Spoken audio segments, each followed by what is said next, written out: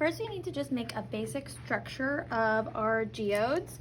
We're going to be covering it in plaster, so we aren't really concerned what the newspaper is. We just want to get the basic shape.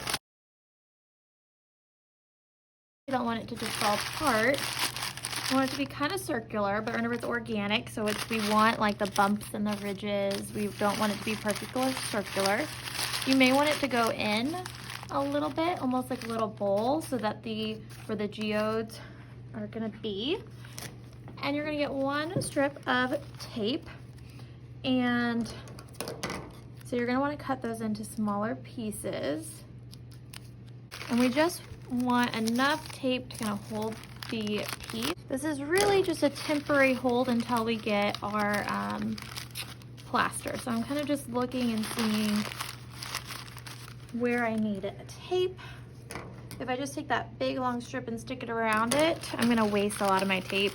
And it's just gonna take this hope a ton of time to give you all a bunch of pieces that are this small. So you get one long piece and you need to cut it into smaller pieces. You can already see I did 1, 2, 3 pieces, and I've already got a good circular round piece. I think I'm gonna put one over here.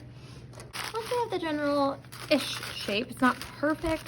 Again, I can do some of that molding with the plaster, then I'm ready to move on to plaster. So we're gonna give a little bit of time for you to get a shape kind of like this, and then we'll move on. So you're going to get a mat, a messy mat. It's really important we keep our plaster on here because plaster is very tricky to clean up. We can't let any plaster go down the sink, and I'll explain that more in a little bit.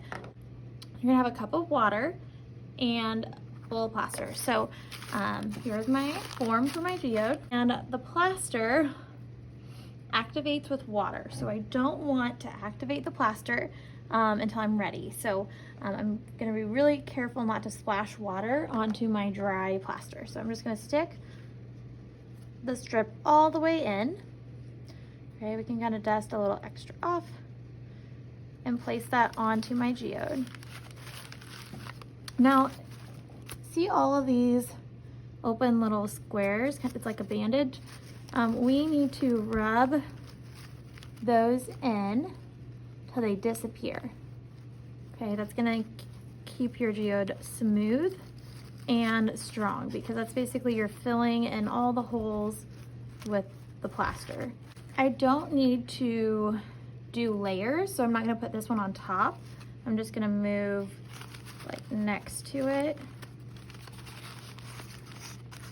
And our goal is to cover our entire geode.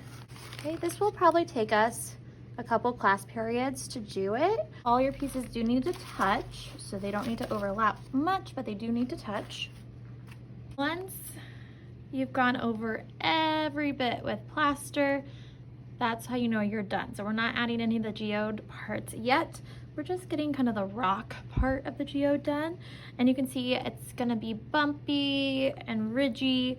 That's to make it an organic form. We don't want it to be a perfect oval. That would not be organic.